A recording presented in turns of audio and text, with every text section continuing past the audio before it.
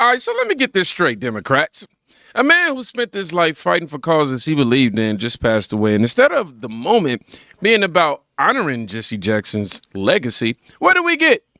A Democratic political rally and anti-Trump speeches.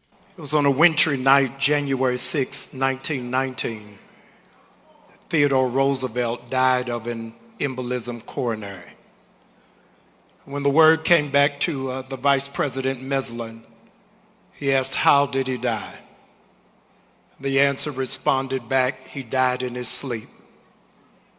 Vice President Meslin said that makes sense, because had he been awake, there would have been a fight. Jesse Jackson died in the middle of the night, because had he been awake, there would have been a fight. Ladies and gentlemen, we are here because this is the first modern prophet in American history to prove to be bulletproof. This is the very first prophet that the government could not compromise and was able to stand. Those of you who are wondering why we have been here this long, the service wouldn't have been this long if we were able to go to the Capitol, but the Capitol is now only reserved for pedophiles and podcasters. We're in a critical moment in history. A critical moment in history where it is that we have to figure out what are we fighting for and all that we're running for. All right. 1984. I would like to argue that y'all need to figure out what the heck y'all fighting for. We can't tell. That right there was a pastor speaking at his funeral. And instead of honoring the man whose life was being celebrated, he decides to throw a political jab about Capitol Hill being reserved for P3Os and podcasters. And listen, you don't have to like Trump. You don't have to like Republicans. You don't have to agree with half of the country. But when someone dies, when the family is grieving, when people are there to celebrate someone's life, that moment should not turn into a deep political punchline. In fact, it was reports of Jesse Jackson's son actually requesting that it don't turn political. And look what they did. And what's even wilder, the crowd actually cheered it. That tells you exactly what the tone of this event went. But it didn't stop there, y'all. Not even close. Because now we got Obama. Each day we wake up to some new assault on our democratic institutions. Another setback to the idea of the rule of law. An offense to common decency. Every day you wake up to things you just didn't think were possible. Each day we're told by those in high office to fear each other and to turn on each other, and that some Americans count more than others, and that some don't even count at all. Everywhere we see greed and bigotry being celebrated, and bullying and mockery masquerading as strength. We see science and expertise denigrated, while ignorance and dishonesty and cruelty and corruption are reaping untold rewards. Every single day we see that. And it's hard to hope in those moments. So it may be tempting to get discouraged, to give in to cynicism. It may be tempting for some to compromise with power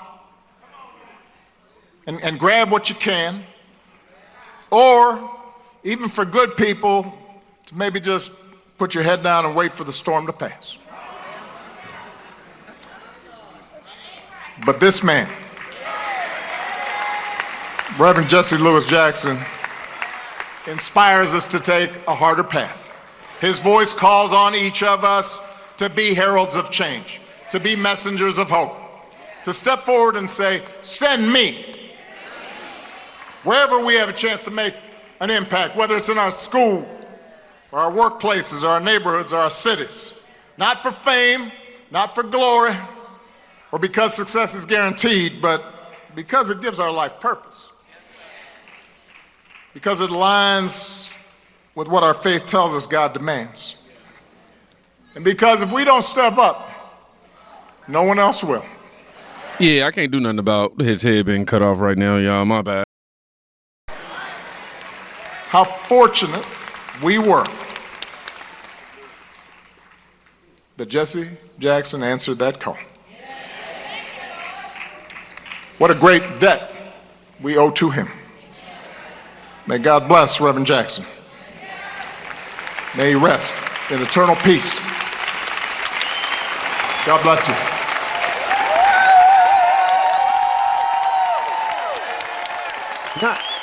Now here comes Obama. And again, instead of keeping it about Jesse Jackson's legacy, the speech drifts straight into the same political messaging we've been hearing for years. Fear, division, bigotry. Some Americans count more than others. Now, everybody watching knows exactly what that's supposed to mean. They never say Trump's name outright, but the implication is crystal clear. Crystal clear. And this is the thing that frustrates a lot of Americans, because every event becomes political for the left. Funeral, political speech. Memorial service, political speech. Award ceremony, political speech. Everything somehow becomes a moment to attack Trump supporters. And it didn't stop there either, because then Joe Biden stepped to the mic. And it gets even worse. Appoint the first black justice to the Supreme Court.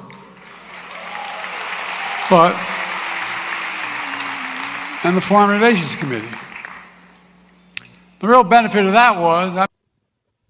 So you'd still like to serve on the Supreme Court? I'd rather die than withdraw from the process.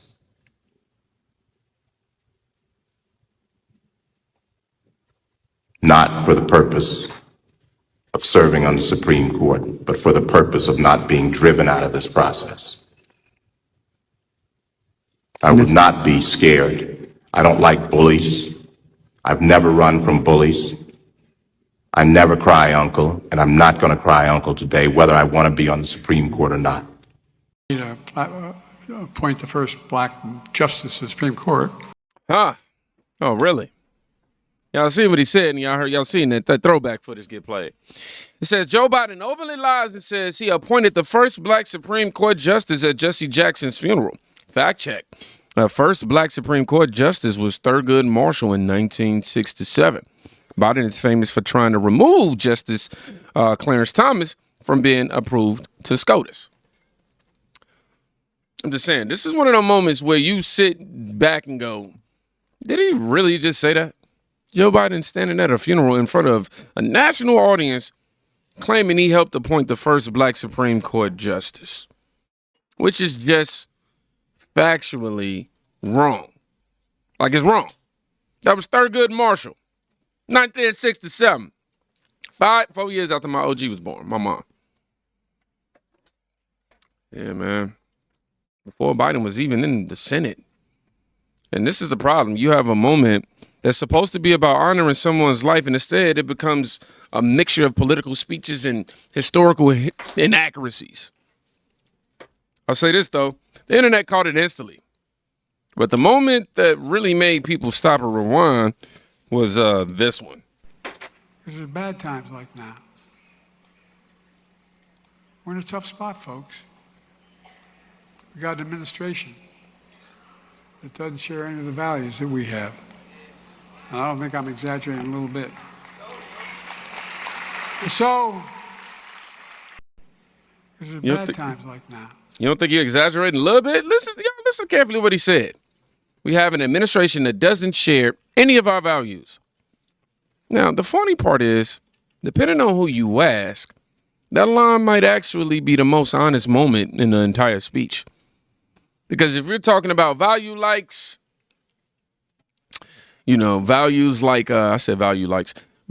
like secure borders, protecting children, enforcing immigration law, and standing up for American citizens, then yeah, the current administration absolutely doesn't share those values. And that's why so many Americans feel like the country has been flipped upside down for the past few years. But the real issue here isn't even a gaffe. No, it's the pattern, because what we're watching is Democrats turning a funeral into a political stage. And people from across the political spectrum started calling it out, including this. Why would you not tell them, look, we're not going to do that. We're not going to allow you to come in here and use this funeral as your political tool. We're not going to do that. Okay. And really, the Democrats' time would be better spent trying to find a front runner, trying to figure out how they're going to reinvigorate their base instead of trying to cling to the individuals of the past that they utilize so well, the Dr. Kings and the Al Sharptons and the Jesse Jacksons. Why would you not tell them, look, we're He actually nails the core problem here. Ooh, itching. But he actually nails the core problem here. Funerals should not be campaign events. Point blank period. You can honor someone's legacy. You can tell stories. You can talk about their impact. But when the speeches start turning into attacks on political opponents, that's when people start feeling like something is off. It's not just when us conservatives or Republicans notice either. Excuse me. A lot of Americans, including people who used to vote Democrat, are starting to feel like the party leadership is completely out of touch with reality, which is why the backlash online started growing pretty fast. By the time the people saw the clips put together, the reaction was pretty brutal. So we supposed to just sit here and act like these Negroes did not just disrespect Reverend Jesse Jackson's entire life. What I just witnessed has to be the most disrespectful funeral I've seen in my entire life, dog. I'm so tired of having to start videos off with all this dramatic entrance. But God damn it, they do the most dramatic shit. It is what it is. Bro, former President Barack Obama, Kamala Harris, former President Joe Biden, all went to Reverend Jesse Jackson's funeral, and they turned it into a political tirade. I mean, this thing looks like an absolute circus. These niggas in here crying about things that have nothing to do with them. You got Kamala Harris standing up on the stage telling everyone that, oh, she predicted everything that was going to happen, which she didn't. And all she did, I mean, did anyone remember when Kamala Harris was running for president? Then all she did was laugh. You can't find one Democrat voter, and I actually mean one, that can cite what Kamala Harris said during her campaign, her presidential campaign, that resonated with them and the hearts of at least 10 Americans. Find me one Democrat that can find one citation for Kamala Harris that resonates with at least 10 Americans. I bet everything in my entire bank account you cannot do it on the streets of America. I bet you can't. Neither here nor there. She's out there claiming that she's predicted of what happening in America. We're winning. We're dominating. Nation after nation, we're dominating. Taking no L's. Of course, the loss of 4 soldiers is a L. Can't ignore that. But the loss of any police officer on a day-to-day is a L too. Firefighter is a L. Paramedic is a L. The loss of people that protect and preserve is a L. But guess what? When you take these dangerous jobs, it comes with dangerous risks. Nonetheless, they turned this funeral into a absolute, let me say it again, goddamn circus. Yeah, they did. And this is why the conversation exploded online, because a lot of people walked away from that service feeling like the focus wasn't Jesse Jackson anymore. It became Trump, Orange Man bad, Republicans, politics. And that's the bigger issue happening in the country right now. The left has reached the point where every single moment gets filtered through politics. Everything becomes an opportunity to attack Trump. Everything becomes an opportunity to attack half the country, basically. Even moments that are supposed to be about respect and remembrance. Meanwhile, Trump supporters and millions of Americans are sitting there watching this and thinking, why does everything have to turn into a political speech? Seriously. And the more this keeps happening, the more people start stepping away from that entire way of thinking completely. Sometimes people just want to honor someone's life without turning it into another campaign rally. At the end of the day, Jesse Jackson's legacy is going to be remembered for decades. But unfortunately, the clips that went viral from this service weren't about his accomplishments. They were about politicians turning a memorial into another political, battleground. And that's something a lot of us Americans, left, right, and center, we're getting tired of it. Because respect shouldn't be partisan. And moments like this should bring people together, not turn into another stage for political attacks. But I want to, hear what you think. Did Democrats cross the line here, or is this just how politics work now? Let me know in the comments. I'm going to see y'all in the next one. If you made it to the end of this video, I want you to write the word respect. I think it kind of goes without saying as to why. Y'all be safe.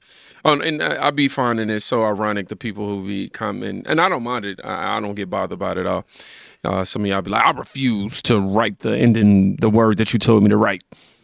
I'm like, well, I appreciate the sentence. That is longer than the word that I asked you to write. Y'all be safe. Go check out somebody today. You can quite literally be saving their life. Peace.